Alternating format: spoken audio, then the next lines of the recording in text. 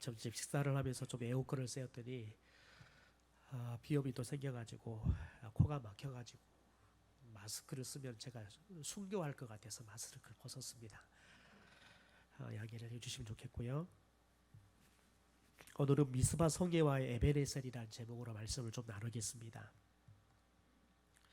하나님께서 이스라엘 백성들이 하나님보다 다른 것들을 더 사랑하실 때 하나님은 그것을 우상이다라고 이야기를 하죠. 하나님은 질투하시는 하나님입니다. 그러니까 사랑이 많으시는데 사랑이 많으면 질투심이 큽니다. 그래서 하나님은 하나님보다 이스라엘 백성들이 우상을 더 사랑하신 걸 보면서 특별히 이방 나라들을 통해서 이스라엘 백성들을 징계를 하시죠. 그런데 반면에 하나님께서 특별히 이스라엘 사람들이 이런 징계를 통해서 하나님보다 더 사랑했던 것들을 버려버리고 이제 하나님을 더 사랑하게 되어지면 그래서 그들이 회개하고 하나님 앞에 돌아오면 하나님의 기쁨이 다시 회복이 되고 동시에 하나님이 이스라엘 백성들에게 약속했던 축복들이 회복이 되어지는 것들을 우리가 보게 되어집니다. 특별히 하나님께서는 이스라엘 백성들에게 회개하고 돌아오는 이스라엘 백성들에게 여러 가지 축복들을 주시는데 그중에 가장 중요한 축복이 뭐냐면 그들이 막혔던 길들이 열린다는 겁니다. 그러니까 형통의 복이 임한다는 거죠. 특별히 오늘 본문에 우리가 읽었던 이야기의 내용들이 거기에 관련되어 있는 이야기들이 잘 나타나 있는 것을 보게 되어집니다. 여러분 이스라엘 백성들은 자신들의 마음은 이미 하나님을 떠나버렸어요. 그런데 그들이 그 떠났던 하나님으로부터 마음이 떠나버렸던 그들의 그런 마음들이 어떤 현상으로 나타나냐면 우상을 섬기는 그런 현상으로 나타납니다. 그런데 그들이 여전히 하나님께 예배를 드리죠. 그러니까 겉모습은 하나님을 섬기지만 마음이 하나님으로부터 떠나버리니까 그들이 동시에 하나님께 예배를 드리는 것도 드리지만 우상을 섬기는 그런 일도 같이 했다는 겁니다. 그러면서 자연스럽게 그들이 블레셋과의 전쟁에서 패하게 되어지니까 하나님의 언약궤를 가지고 나가면 전쟁에서 이길 것이다 라는 생각을 하지요. 그런데 그것은 큰 착각이었습니다. 오히려 블레셋에게 언약궤가 없을 때보다 더 대패를 합니다. 그리고 언약궤조차도 빼앗겨버리는 수모를 당하죠. 여러분 이스라엘 백성들이 왜 이렇게 대패를 하고 언약궤를 빼앗기는 수모를 당했을까요? 겉보기에는 특별히 사람들이 그 모습들을 보고 이렇게 판단할 수 있습니다. 이스라엘이 블레셋보다 군사력이 약하기 때문에 또 뭐 군인의 숫자도 적기 때문에 이렇게 원인을 분석할 수 있을 것입니다. 그러나 진짜 이유는 뭐냐면 그들이 하나님을 배반하고 우상에게 그들의 마음을 빼앗겨 버렸기 때문에 그렇습니다. 그래서 하나님이 그들을 떠나버리지요. 그것을 단적으로 보여주는 것이 특별히 엘리제 사장의 엘리제 사장의 며느리가 아이를 낳고 죽으면서 그 아이 이름을 이가봇 이렇게 짓잖아요. 이가봇. 하나님의 영광이 떠나버렸다. 이게 이스라엘의 영적인 상태, 영적인 그런 현실의 모습들을 잘 담고 있는 말씀이기도 합니다. 여러분 하나님의 백성은 하나님의 영광이 떠나버리잖아요. 그러면 외형적으로는 모든 것을 다 갖추어도 실은 죽은 영혼과 다를 바가 없습니다. 그러니까 겉보기에는 살아있다는 이름을 가졌지만 그러나 하나님의 영광이 떠나버리면 죽은 영혼과 진배 없다는 겁니다. 여러분 성도가 하나님의 임재나 하나님의 영광을 잃어버리잖아요. 그러면 물질이 많고 자녀들이 잘 되어서 늘 웃을 일, 즐거워할 일이 가득해도 여러분 성도는 절대 기뻐하고 즐거워할 수가 없습니다. 세상 사람들은 즐거워하고 기뻐할 수 있는 조건이 갖추어지면 즐거워하고 기뻐할 수 있습니다. 그런데 성도는 그걸로 절대 기뻐하고 즐거워할 수가 없습니다. 왜냐하면 신앙이 느끼는 기쁨의 본질이 뭐냐면 물질의 많음이나 건강이 있기 때문에 명예가 있기 때문에 오는 게 아니라 하나님이 함께 할 때 느끼기 때문에 그렇습니다. 왜냐하면 영혼이 살아있다는 것은 하나님께서 우리 가운데 들어오셔서 죽어버렸던 우리의 영혼들을 다시 살리셔서 그분의 생명이 우리 안에 있다는 겁니다. 그러니까 그분의 생명이 있다는 것은 우리가 하나님과 연결되어 있다는 거죠. 그러니까 하나님과 함께 한다는 겁니다. 그러니까 우리가 영혼이 살아있을 때에는 하나님이 우리와 함께 하지 않잖아요. 그러면 다른 모든 것들이 다 갖추어져도 절대 기뻐할 수가 없는 겁니다. 이스라엘 백성들이 이 사실들을 그들이 뼈저리게 경험하죠. 그러면서 이스라엘 백성들이 몹시 힘들어합니다. 그게 2절의 말씀, 우리가 지난주에 봤던 말씀인데 우리 다시 한번 같이 읽겠습니다. 같이 읽죠. 시작. 걔가 기럇 여아림에 들어간 날부터 20년 동안 오래 있은지라.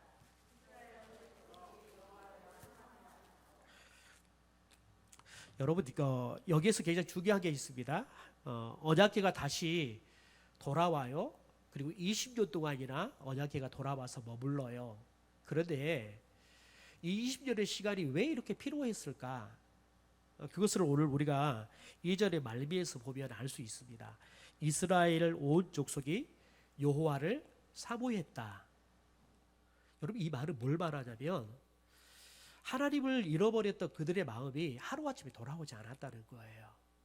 더군다나 여러분 여기서 말하는 것은 이스라엘의 몇 명의 사람들의 마음이 돌아오는 것은 가능해 있을 수 있어요. 그런데 이스라엘 백성의 전체의 마음이 하나님께 돌아오는 것, 그것은 시간이 필요한 거예요. 왜냐하면 사람들은 언제 필요성을 느끼냐면 자신이 필요하다고 느낄 때입니다. 다른 사람들이 그거 없으면 안 돼. 그거 반드시 있어야 돼. 아무리 이야기해도 본인이 필요하다는 걸 느끼지 못하면 절대 그것에 대한 사모함이 없습니다. 또 그것을 가져야겠다.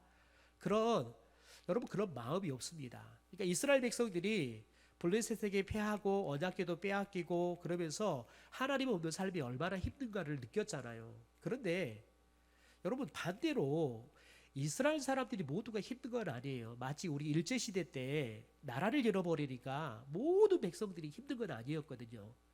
친일했던 사람들은 오히려 호화호식했잖아요. 오히려 나라를 잃어버리는 게 그들에게는 불행이 아니라 슬픔이 아니라 오히려 행복이었죠. 그래서 그들은 오히려 그런 시간을 통해서 부를 축적하고 그리고 더 나아가서는 권력도 갖게 되고 그들이 모든 것들을 다 누리죠. 그러니까 그 사람들에게는 해방이 별로 원하지 않는 겁니다. 왜냐하면 해방되지 않아야지만 이런 삶을 계속 누릴 수 있으니까요. 이스라엘 백성도 마찬가지입니다. 이스라엘 백성들이 모두가 특별히 그들에게 블레셋에게 괴롭을 당하면서 하나님께서 우리를 좀 도와주셔야겠다. 하나님을 우리가 온전히 다시 섬겨야겠구나. 여러분 이 믿음이 모두에게 다 생기는 게 아니라 이렇게 시간이 필요하면서 20년의 시간 동안 하나님께서 이스라엘 백성들이 하나님을 사모하는 마음들이 이렇게 품어지게 하는 그런 시간들이 필요했다는 거지요. 프랑스의 철학자였던 파스칼이라는 사람이 그런 말을 해요. 인간의 마음에는 하나님만으로 채워지는 심연이 있다. 그러니까 인간의 마음에는 돈으로 채워지는 마음도 있고요. 또 사람으로 채워지는 마음도 있고요. 더 나아가서는 결혼이라는 제도로 채워지는 마음도 있고요. 또 자식이라는 걸로 채워지는 마음도 있습니다. 그런데 그런 것이 다 우리의 마음에 있듯이 하나님만으로도 하나님이 아니고서는 채워지지 않는 심연이 있다는 겁니다. 여러분 이것을 예수님께서는 산상수훈에서 뭐라고 말하냐면 심령이 가난한 거 그렇게 이야기해요. 그러니까 심령이 가난할 때 뭘 본다고요?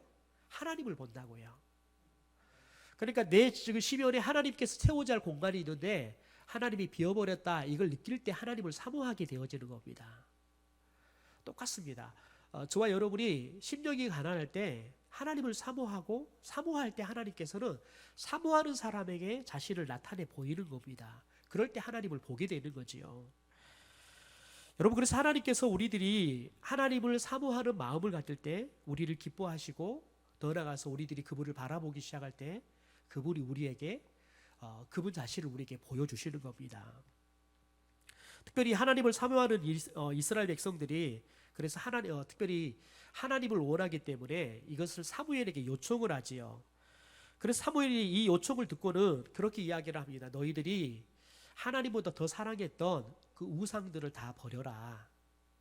그리고 너희들이 미스바 광장으로 다 모여서 함께 기도하자. 이 제안을 하지요. 여러분, 그래서 이스라엘 백성들이 이 사무엘의 제안에 따라서 미스바 광장으로 다 모입니다. 그러면서 그들이 이 사무엘의 지시를 따라서 금식하면서 함께 하나님 앞에 회개 기도를 하지요.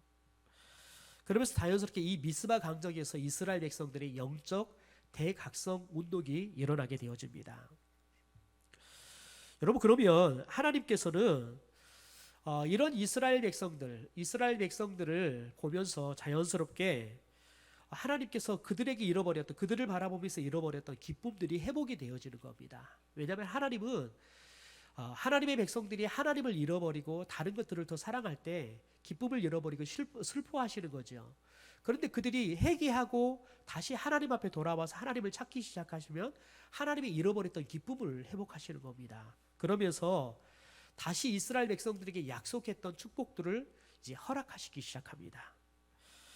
여러분, 오늘 특별히 우리가 보려고 하는 것은 이스라엘 백성들이 미스바 광장에서 하나님 앞에 회개하고 하나님 앞에 돌아왔을 때 하나님께서 그들에게 어떤 은혜, 어떤 축복들을 존재하는 거예요.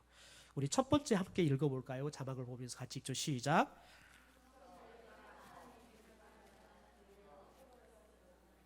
네, 형식적인 예배가 하나님의 임재가 나타나는 예배로 회복이 되었다는 겁니다. 우리 구절의 말씀 같이 읽죠. 시작. 사무엘이 젖먹는 어린 양 하나를 가져다가 온전한 번제를 여호와께 드리고 이스라엘을 위하여 여호와께 부르짖음에 여호와께서 응답하셨다. 여러분, 여기서 굉장히 중요한 말이 두 가지입니다. 온전한 번제를 여호와께 드렸다. 그 전에는 엘리 제사장의 아들들이 제사장의 역할들을 했잖아요. 그런데 온전한 제사를 못 드렸잖아요. 왜냐하면 하나님께 드리기 전에 그 아들들이 먼저 막 제물들을 다 불결하게 만들어 버리는 겁니다. 그러니까 하나님 앞에 온전한 제사를 드리지 못했습니다. 그러니까 그들이 예배는 드렸습니다. 근데 형식이죠. 예배는 드린 척 했습니다. 온전하지가 않았습니다. 그런데 이제 그들이 회개하고 돌아오니까요. 그리고 미스바 광장에서 그들이 함께 회개 음식하면서 회개 기도하기 시작하면서 그들 안에 믿음이 회복되기 시작하니까 사무엘이 여러분 제사를 드리는데 온전한 번제를 드렸다라고 이야기를 해요. 그 다음에 또 하나요. 온전한 번제를 드리니까 온전한 번제를 인간의 편에서 드리게 되니까요.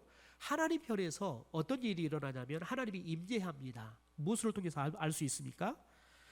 사무엘이 하나님께 온전한 번제를 드리면서 부르짖어 기도했대요. 그랬더니 하나님께서 임재하는 뭘로 나타나 보여요?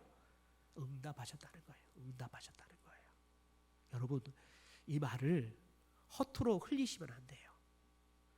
저와 여러분이 예배할 때마다 온전한 예배를 하나님께 드릴 수 있게 되기를 소망합니다. 우리가 온전한 예배를 드리기 시작하면 하나님께서 우리 가운데 임재해 오십니다. 그리고 우리의 기도에 그분은 응답하십니다. 하나님이 우리 가운데 역사하잖아요. 그러면 하나님은 반드시 역사가 우리들 가운데 현상으로 나타납니다. 여러분, 그런데 가장 강력한 현상은 뭐냐면 우리가 하나님 앞에 말한 대로 되는 거예요.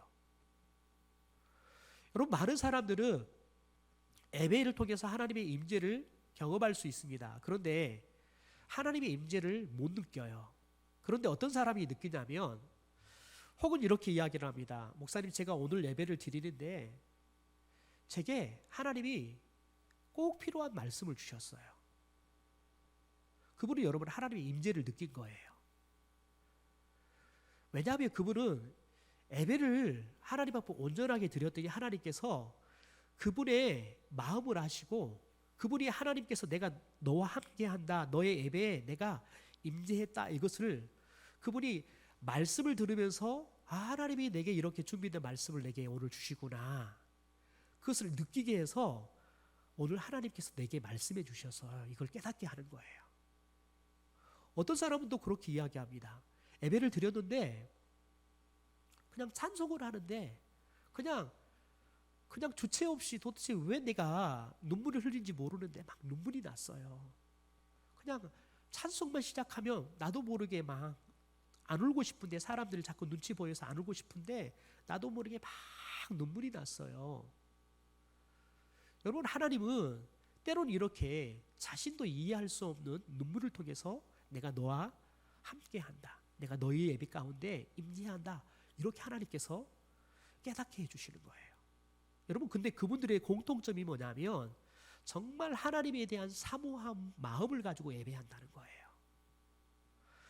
여러분, 우리가 하나님을 사모할 때, 우리가 하나님 앞에서 정말 사모하는 마음을 갖고 예배를 할 때, 그래서 우리가 온전한 예배를 하나님 앞에 드릴 때 하나님께서 우리에게 임재해 오십니다.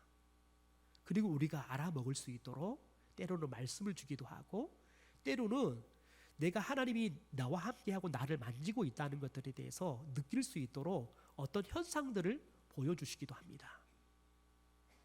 어떤 사람은 또 그렇습니다. 예배 때는 아무런 하나님의 임재를 느끼지 못했어요. 그런데 집에 돌아갔더니 하나님께서 놀라운 일들을 이루신 거예요. 그걸 보면서 하나님께서 내가 예배하는 동안에 나와 함께 해주셔서 나와 함께 해주셔서 나를 도와줬구나 라는 것들을 느끼게 된다는 거죠. 저와 여러분이 하나님 앞에 온전한 예배를 드릴 때 하나님은 온전히 우리 가운데 임재해 오십니다. 그리고 우리의 기도에 반드시 응답하게 될 줄 믿습니다. 여러분, 그런데 우리가 이걸 보면서 깊이 생각해야 할 게 있습니다. 예배는 우리가 어떻게 하나님 앞에 예배를 하느냐, 이게 굉장히 중요하다는 겁니다. 그런데 더 중요한 건 뭐냐면 하나님께서 우리가 드리는 예배를 기쁘게 받으시냐가 더 중요하다는 겁니다. 특별히 가인과 아벨이 하나님 앞에 똑같이 예배를 드려요. 그런데 하나님은 아벨의 예배는 받아주시지만 가인의 예배는 받아주시지를 않아요. 우리 히브리서 11장 4절의 말씀을 현대어 성경으로 좀 같이 한번 읽어보겠습니다. 같이 읽죠. 시작. 아벨이 하나님께 순종하여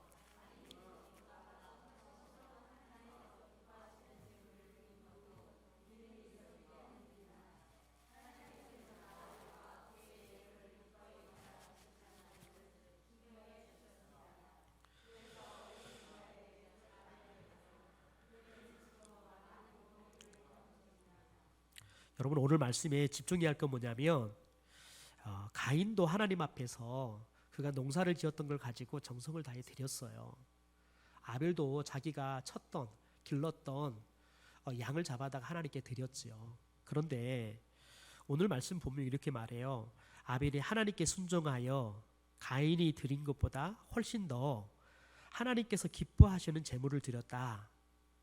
여러분, 그런데 어떻게 하나님께서 기뻐하시는 제물을 드렸느냐?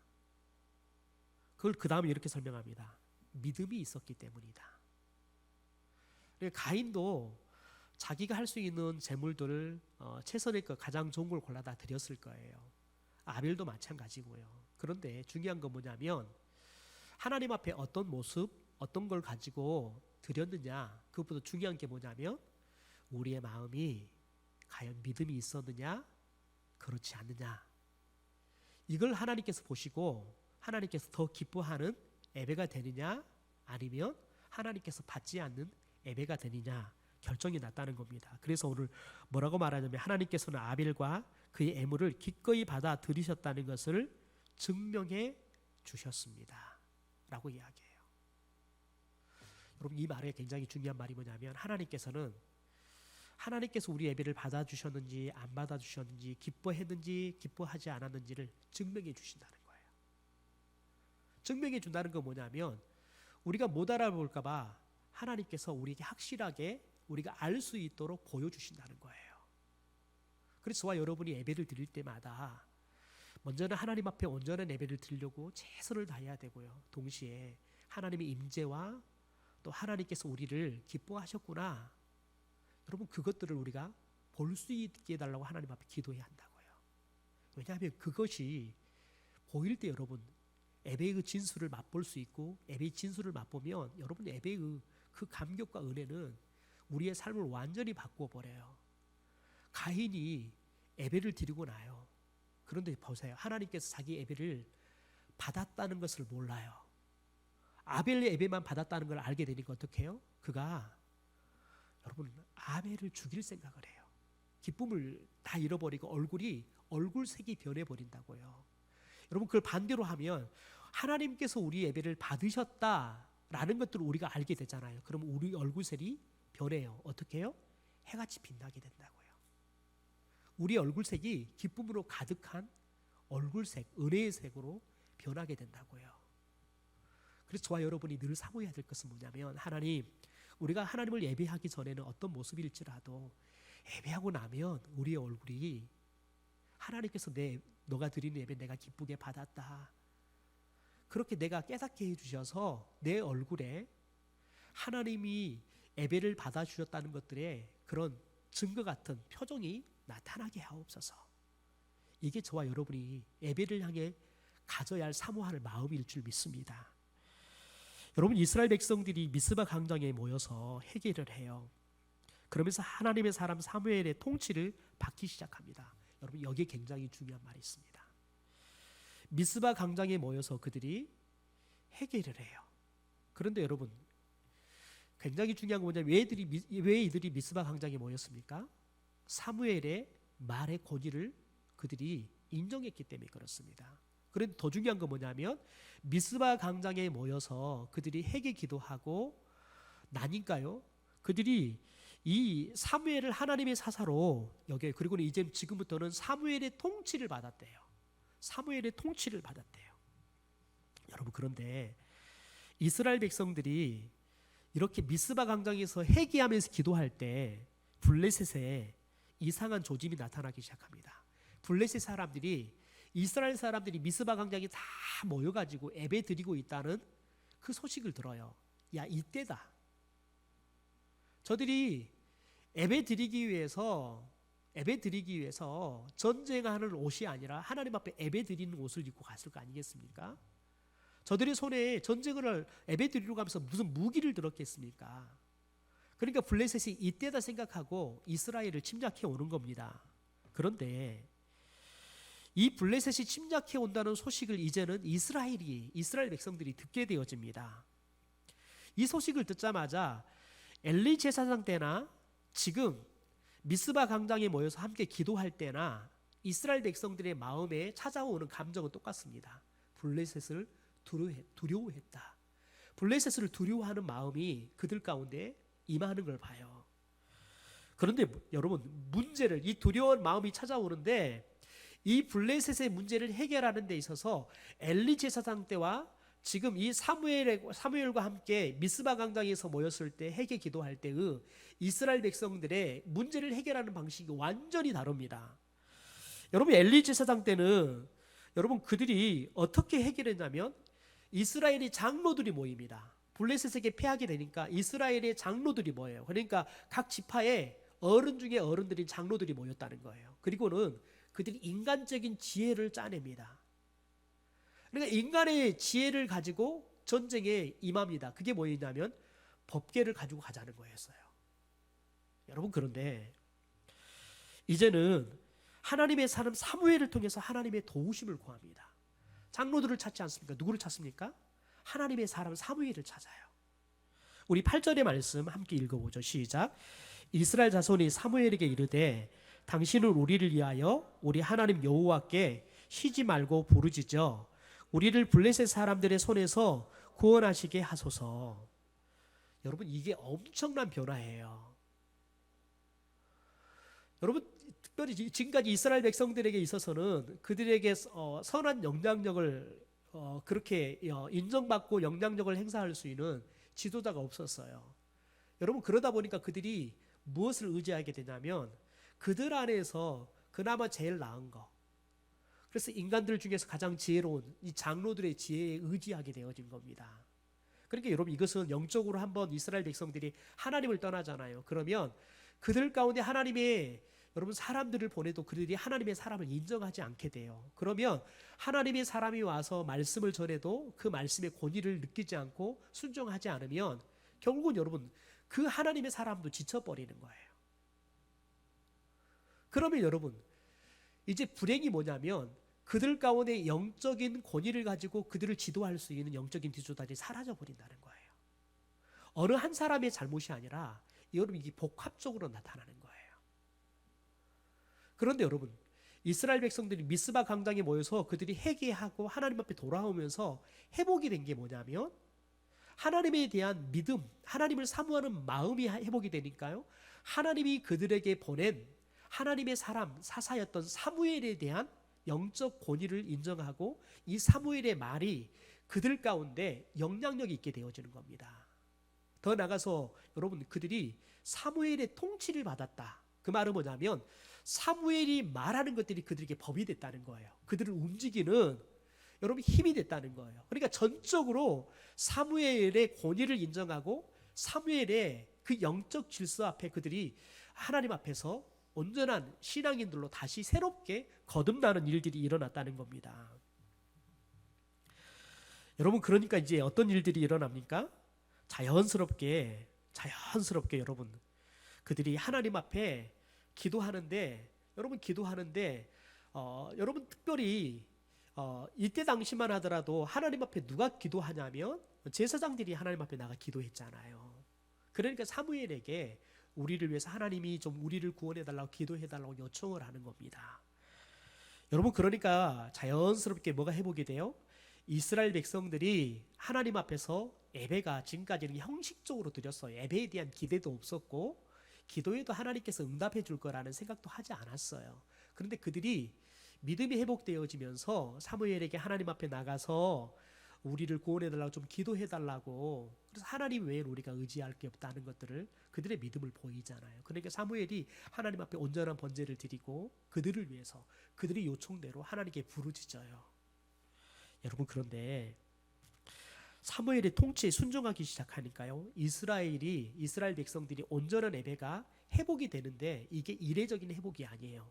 지속돼요. 우리 17절의 말씀을 같이 함께 읽죠. 시작. 나마라 돌아왔으니 이는 거기에 자기 집이 있음이니라. 거기서도 이스라엘을 다스렸으며 또 거기에 여호와를 위하여 제단을 쌓았더라. 여러분 여기서 또 거기에 이 말씀이 뭐가 있냐면 사무엘이 가는 곳마다 하나님께 예배를 했다는 거예요. 그런데 남아에 와서도 또 거기서도 하나님을 예배했다는 거예요. 그러니까 여러분 사무엘이 하나님의 통치를 이스라엘 백성들이 받아들이게 돼요. 특히 사무엘을 통해서 하나님께서 우리를 통치하신다, 우리를 지도하시고 인도한다는 것들을 그들이 인정하고 사무엘의 통치를 받기 시작하니까요, 사무엘을 통해서 예배가 회복이 돼요. 예배가 회복이 되면서 하나님이 임재하고 하나님이 그들의 기도 가운데 응답하시게 되어지는 거예요. 여러분이 드리는 예배 어떻습니까? 오늘 여러분 예배를 오면서 여러분은 오늘 예배에 대한 어떤 사모함이 있었습니까? 어떤 기대가 있었습니까? 하나님께 요즘 저에게 하나님께서 계속 요구하는 건 뭐냐면 너는 예배에 대한 기대감이 있냐는 거예요. 예배에 뭘 사모하냐는 거예요. 여러분 이것은 저에게 하나님께서 엄청난 도전이에요. 왜냐하면 단임 목사로 여러분이 4년이 돼가니까요, 예배하는 기계 같아요. 설교하는 기계 같아요. 과연 내가 이렇게 말씀을 잘하면 우리 성도들이 변할까? 별로 그런 기대도 없는 것 같아요. 저 사람은 이렇게 들을 거고 저 사람이 이럴 거고 어떤 사람은 오늘 예배도 안 올 거고, 그래서 이제 정리를 하는 것 같아요. 그래서 하나님께서 제게 계속 요구하는 건 뭐냐면 너는 예배를 향해서 어떤 기대를 갖고 있냐는 거예요. 오늘 하나님께서 말씀을 주시는데 그 말씀을 통해서 하나님께서 어떤 일들을 행하실지 너는 어떤 기대와 사모함이 있냐는 거예요. 여러분 이게 솔직한 담임 목사인 저에게 하나님께서 도전하는 말씀이에요. 하나님이 왜 자꾸 이렇게 지난 주일에도 그렇고 지지난주 여러분 우리에게 말씀을 주시는 하나님께서 계속해서 기대, 사모함 이 말씀을 주시는데 왜 하나님께서 이렇게 말씀하실까? 여러분 우리 안에 이미 예배가 형식이 되어버렸다는 거예요. 여러분 모르겠어요. 여러분은 모르겠습니다. 제 안에 말씀을 전하는 것이 이미 형식이 되어 가고 있다는 거예요. 그래서 하나님께 경고하시는 것 같아요. 여러분 제가 전하는 게 능력이 없어서 여러분 성도들이 변하지 않을 수 있어요. 그런데 중요한 건 뭐냐면 하나님께서 말씀을 전하신다는 거예요. 제가 여러분을 변화시킬 수 있는 것은 이미 한계가 왔을 수도 있어요. 그러나 하나님께서는 여러분을 향해서 한계가 없다는 거예요. 20년 동안 하나님 앞에 사모함이 없었던 이스라엘 백성들을 하나님께서 하나님을 사모하는 마음을 주셔서 그들이 마침내 하나님 앞에 회개하고 돌아와서 온전한 예배자를 드린, 여러분 온전한 번제를 드리는 사람들을 하나님께 변화시키잖아요. 저는 하나님의 만지심이 여러분 가운데도 함께 하시기를 소망합니다. 여러분이 예배를 통해서 또 말씀을 들으면서 여러분이 심령이 변하고 여러분의 삶이 변하는 그런 역사가 일어나기를 주님의 이름으로 축원합니다. 두 번째는 여러분 블레셋 침략과 억압에서 완전히 해방되는 은혜와 축복을 누렸다는 겁니다. 여러분 미스바 광장에서 회개하고 나니까요. 그래서 그들이 하나님 앞에 돌아오고 나니까 지금까지 하나님의 심판의 칼날이 이스라엘을 향했습니다. 그런데 그 칼날이 이제 누구를 향합니까? 블레셋을 향합니다. 여러분 10절의 말씀을 함께 같이 읽죠. 시작. 사무엘이 번제를 드릴 때 블레셋 사람이 이스라엘과 싸우려고 가까이 오매 그날에 여호와께서 블레셋 사람에게 큰 우레를 발하여 그들을 어지럽게 하시니 그들이 이스라엘 앞에 패한지라. 여러분 하나님께서 이스라엘을 향한 징계의 칼날이 향했을 때는 여러분 이스라엘이 패했다라고 기록해요. 그런데 그들이 회개하고 돌아오니까요. 그렇게 지금까지 수십 년 동안 이렇게 이스라엘 백성들을 괴롭혔던 그 블레셋에 여러분 그 블레셋에 고통스러운 여러분 전쟁 그리고 그들이 억압하는 것으로부터 하나님께서 해방을 시켜주니 완전하게 해방시켜줬다는 거예요. 무엇을 통해서 알 수 있냐면 특별히 여러분 사무엘이 오늘 이것을 전쟁에 승리한 것을 기념해서 특별히 사무엘이 돌을 취해서 미스바와 센 사이에다가 특별히 기념석을 세우잖아요. 그리고는 그것을 에베네셀 이렇게 이야기하잖아요. 그 말이 뭐냐면 하나님께서 여기까지 도우셨다라는 뜻이에요. 여러분 언제 우리들이 기념석을 세웁니까? 전쟁을 하고 있을 때 세우든가요? 아닙니다. 완전하게 승리하고 나서 저 전쟁이 진짜 우리가 승리했구나. 여러분 그 평가가 내려질 때 역사적인 평가가 내려질 때 그것을 기념해서 여러분 기념비를 세우는 겁니다. 그러니까 오늘 사무엘이 특별히 미스바와 센 사이에다가 이 에베네셀이라는 기념석을 세운 건 뭐냐면 완전하게 블레셋을 향한 여러분 하나님께서 승리를 가져왔다는 거예요. 그래서 이스라엘 백성들이 더 이상 이 블레셋에게 침략을 당하지 않을 것이고 저들이 억압으로부터 이제는 완전하게 벗어났다는 것들을 이 기념비를 세움으로 해서 선언하는 거예요. 여러분 앞으로 이렇게 됐으면 좋겠다 소망을 담아서 선언하는 게 아니에요. 이미 그 일이 일어나 버렸어요. 그래서 여러분 지금 미스바와 센 사이에다가 그 기념비를 세우는 겁니다. 무엇을 통해서 알 수 있습니까? 우리 13절의 말씀을 현대어 성경으로 한번 같이 읽어보겠습니다. 시작. 여호와께서 이와 같이 블레셋 족속을 무섭게 쳐서 쫓아내셨기 때문에 그들은 더 이상 이스라엘 지역으로 침범에 들어오지 못하였다. 사무엘이 살아있는 동안에는 여호와께서 언제나 블레셋 족속들을 막아주셨는데 그들에는 사무엘이 마치 살아있는 법궤와 같이 무서운 재앙을 일으키는 존재로 보이게 하셨다. 여러분 이 말씀이 굉장히 중요한 말씀이 있어요. 하나님께서 블레셋을 어떻게 쳤다고요? 무섭게 쳐버렸다는 거예요. 다시는 이스라엘에게 돌아올 만한 엄두를 내지 못하도록 하나님께서 쳐버렸다는 거예요. 여러분 그래서 이스라엘 지역으로 더 이상 침범에 들어오지 않았다는 거예요. 자, 두 번째, 사무엘이 살아있는 동안에 하나님께서 누구를 막아주셨다고요? 블레셋을 막아주셨다고요. 어떻게 막아주셨느냐? 이 사람들이 사무엘을 어떻게 봤어요? 법궤처럼 봐버렸다는 거예요. 법궤만 가면 하나님이 전쟁이 승리하겠잖아요. 그러듯이 사무엘을 법궤와 같이 사무엘이 가면 백전백승. 그러니까 사무엘이 있을 동안에는 절대 근처에도 얼씬거리지 말아야 돼. 여러분 이런 믿음이 블레셋 사람들에게 생긴 거예요. 하나님께서 그런 마음을 사무엘에게 그런 권위를 느끼게 하나님께서 하신 거예요. 15절 볼까요? 우리 15절 같이 한번 읽죠. 시작.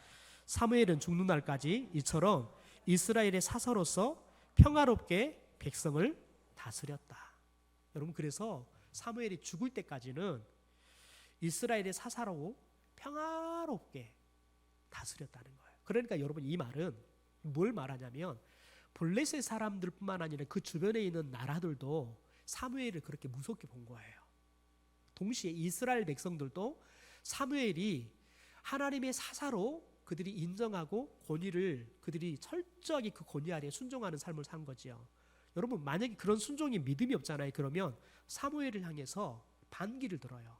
불평을 쏟아내겠죠. 그런데 여러분 그게 대외적으로도 그렇고 국내적으로도 그렇고 그러니까 하나님께서 이 사무엘에 대한 그 권위를 철저하게 인정하게 하고 그렇게 해서 다시는 이 사무엘이 살아있을 동안에는 그들이 이 이스라엘을 공격할 생각도 하지 않았고 더군다나 사무엘의 권위에 대해서는 대항할 생각도 이스라엘 백성도 하지 않으니까 자연스럽게 이스라엘 안에는 뭐가 있어요? 평화가 임하는 거예요. 평화가요. 세 번째 우리 한번 읽어볼까요? 시작.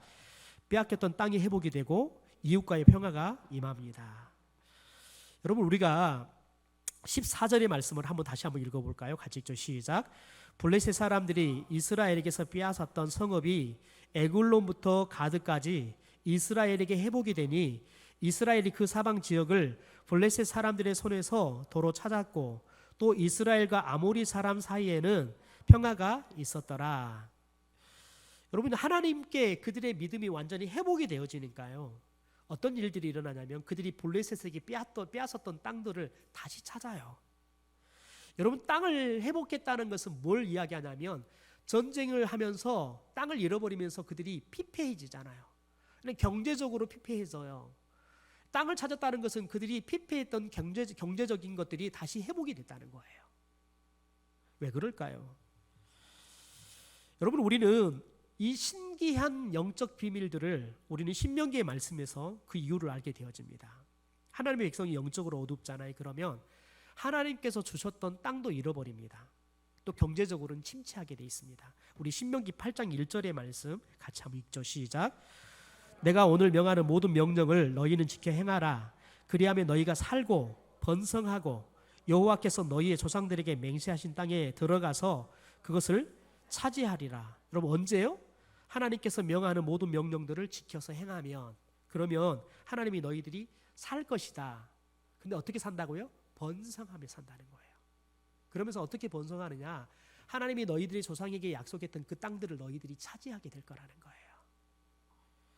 신명기 8장 6절과 10절의 말씀을 읽어보면 여러분 경제적인 회복에 대한 경제적인 축복에 대한 이야기를 합니다. 우리 한번 천천히 읽어보죠. 시작.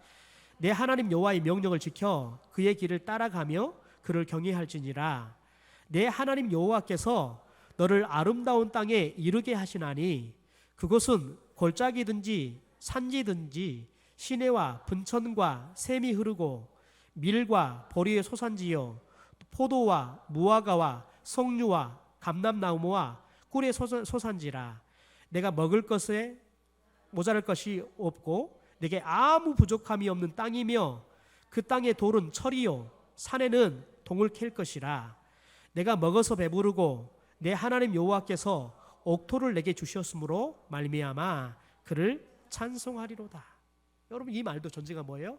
하나님의 명령을 지켜서 행하면 그러면 하나님께서 여러분 우리에게 아름다운 땅을 주신대요. 얼마나 아름답냐면 그게 골짜기든지 산지든지 시내든지 분천이든지 샘이든지 여러분 상관이 없다는 거예요. 어떤 곳이든지 여러분 뭘 심든지 보세요. 밀, 보리, 소산지, 포도, 무화과, 석류, 감람나무, 꿀, 소산지다. 여러분 그 땅이 어떤 땅인지 상관없이 하나님께서 주시면 하나님께서 이렇게 되게 하신다는 거예요. 되게 하신다는 거예요. 더 나아가서 여러분 보세요. 여러분 땅은 돌이 있는데 그 돌이 뭐라고요? 철이래요. 산에는 동이 있어 동을 캘 거라는 거예요. 여러분 하나님께서 주시면 그것이 여러분, 하나님을 모르는 사람들이 가지고 있을 때는 무용지물이었어요. 그런데 중요한 건 뭐냐면 하나님께 주시잖아요. 그러면 시대가 변화되어서 그 땅에 있는 것들이 하나님께 쓸모 있는 땅으로 변화시켜 주는 거예요. 그래서 여러분, 오늘 우리를 먹어서 배부르게 하고 하나님께서 옥도를 내게 주셔서 우리들이 하나님을 찬송하게 하는 삶을 살게 하겠다 약속하시는 거예요. 여러분, 그래서 우리가 땅을 쫓는 삶을 여러분 우리가 추구하는 것이 아니라 하나님을 쫓는 삶을 추구하면 여러분, 하나님께서는 우리에게 옥도를 주셔요. 우리가 아무리 옥도를 추구해도 하나님을 여러분 잃어버리면 그 옥토가 여러분 황무지가 되는 거예요. 황무지가 되는 거라니까요. 여러분, 우리나라 경제를 보십시오. 한국교회 영적 상태와 우리나라의 경제는 여러분 비례했어요. 60년대, 70년대, 80년대 한국교회가 여러분 폭발적인 부흥과 성장을 이루었잖아요. 그때 여러분 한국의 경제 상황이 한강의 기적이라는 여러분 경제 상황을 일으켰다고요. 더 나아가서 여러분 90년대 중반을 넘어가면서 한국교회가 영적 침체에 들어가기 시작했다고요. 이제는 여러분 숫자적인 부흥이 멈춰버리고요. 이제는 여러분 계속의 교인 숫자가 떨어지기 시작했다. 그게 90년대 중반이에요. 그런데 여러분, 우리나라 90년대 중반 97년도에 뭐가 찾아왔습니까? IMF 경제 여러분 외환 위기가 찾아왔어요. 지금 상황을 보십시오. 전 세계가 여러분 코로나로 인해서 한국 경제는 물론이고 전 세계 경제가 침체인 상황이에요. 여러분, 세상 사람들이 이 코로나 때문에 또 다른 것 때문에 경제가 침체한다 여러분 원인을 분석해요. 그러나 그리스도인들은 최소한 성경 말씀 속에서 이 경제의 침체 원인을 찾아야 돼요. 더 나아가서 우리 영적 상태에서 이 경제의 침체 원인을 찾아야 한다고요. 왜냐하면 하나님은 우리가 영적으로 깨어 있을 때 약속한 게 뭐냐면 하나님께서 우리에게 옥토를 주겠다는 거예요. 우리가 무엇을 해도 잘 되게 하겠다는 거예요. 여러분, 그게 말씀이 올리기 때문에 그러는 거예요. 그래서 여러분, 최소한 그리스도인들은 여러분 나라의 경제적인 침체, 우리 다음 세대들이 일할 자리가 없다. 여러분, 이것을 어디 찾아야 돼요? 한국교회 영적 침체, 내 영적 침체에 찾아야 한다고요. 그래서 우리들이 과연 우리가 하나님 말씀 앞에 어떻게 우리들이 반응하며 살아가고 있는지 우리의 믿음을 점검해 봐야 한다고요. 그리고 여러분, 우리의 믿음을 하나님 말씀 앞에 정조준하고 그 말씀을 듣고 순종하는 삶으로 우리의 삶이 회복이 되어지면 여러분, 그리스도인들을 통해서 하나님께서 다시 경제를 부흥케 하는 역사를 일으킬 줄 믿습니다. 여러분, 그러므로 오늘 저와 여러분이 생각해야 될 건 뭐냐면 하나님께서 과연 도대체 왜 무엇 때문에 이렇게 경제의 침체를 주시는 것과 왜 코로나를 주셔서 이렇게 우리들이 모두가 힘들게 할까? 우리가 영적으로 고민해야 된다고요. 마지막으로 여러분, 영적으로 깨어나니까요, 하나님과의 관계가 회복이 되잖아요. 그러니까 자연스럽게 어떤 일들이 일어나요? 여러분, 이웃과 이웃 나라들과 평화가 자연스럽게 열리는 거예요. 여러분, 남북의 문제들, 우리 일본과의 여러분 그런 적대 관계들, 여러분 이런 것들을 우리가 여러분 여러 가지의 우리들이 이야기를 하지만 그리스도는 최소한 뭐에 찾아야 한다고요? 우리가 하나님과 영적 관계가 어떠한지 여기에 찾아야 한다고요. 그러므로 여러분, 저와 여러분이 세상 사람들이 이야기하는 그런 경제의 침체 원인들, 또 더 나아가서는 우리가 일본과의 관계가 깨어지고 특별히 북미 간에, 더 나아가서는 남북 간의 관계들이 왜 이렇게 여러분 냉전 시대보다 더 못한 시대가 되어버렸느냐. 여러분, 이것들을 세상 사람들은 다른 여러 가지 원인을 찾지만 우리들은 첫째는 내 영적인 상태에서, 우리 교회의 영적인 상태에서, 한국 교회의 영적인 상태에서 찾을 수 있는 여러분 영적인 지혜가 있게 되기를 주님의 이름으로 축원합니다.